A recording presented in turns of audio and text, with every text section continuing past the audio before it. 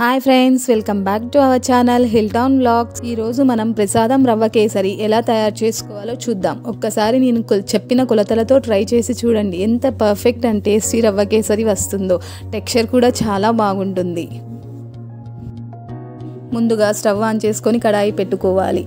ఇప్పుడు అందులో 3 టేబుల్ స్పూన్ల నెయ్యి వేసుకోవాలి. నెయ్యి వేడైన తర్వాత 2 టేబుల్ స్పూన్ల జీడిపప్పు, ఎండు ద్రాక్షను వేసుకోవాలి. ఇలా వేసుకోగానే వెంటనే రవ్వ కూడా 1 కప్పు వేసుకోవాలి. రవ్వతో పాటు జీడిపప్పు, ఎండు ద్రాక్ష వేగడం వలన చాలా మంచి టేస్ట్ వస్తుంది. ఇలా రవ్వ మంచి గోల్డెన్ బ్రౌన్ కలర్ వచ్చే వరకు వేపుకోవాలి. ఇప్పుడు 1 కప్పు రవ్వకి 3 కప్పుల నీళ్లను తీసుకోవాలి. ఖచ్చితంగా వేడి నీళ్లను మాత్రమే తీసుకోవాలి.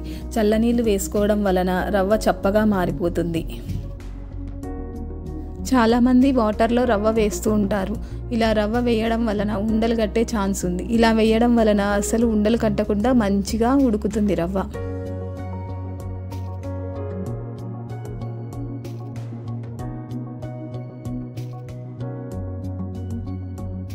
ఇలా రవ్వ మంచిగా ఉడికిన తర్వాత 1 కప్పు రవ్వకి 1.5 కప్పు పంచదారను వేసుకోవాలి. ఖచ్చితంగా 1 కప్పు రవ్వకి 1.5 కప్పు పంచదార వేసుకుంటేనే మనకు స్వీట్ ఖచ్చితంగా సరిపోతుంది. ఇలా పంచదార మంచిగా కరిగిన తర్వాత ఇందులో కొంచెం ఫుడ్ కలర్ వేసుకోవాలి. ఫుడ్ కలర్ అనేది ఆప్షనల్. ఇక్కడ నేను ఆరెంజ్ కలర్ ఫుడ్ కలర్ వాడుతున్నాను.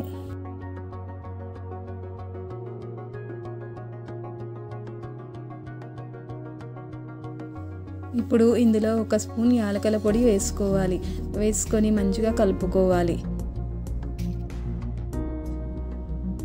ఇప్పుడు ఇందులో చివరగా మళ్ళీ 3 స్పూన్ల నెయ్యి వేసుకోవాలి.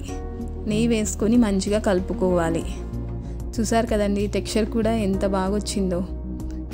చివరగా ఇందులో ప్రసాదం రవ్వ కేసరి కాబట్టి కొంచెం పచ్చకర్పూరం వేసుకోవడం వలన మంచి స్మెల్ అనేది వస్తుంది. అంతే అండి, ప్రసాదం రవ్వ కేసరి రెడీ అయిపోయింది.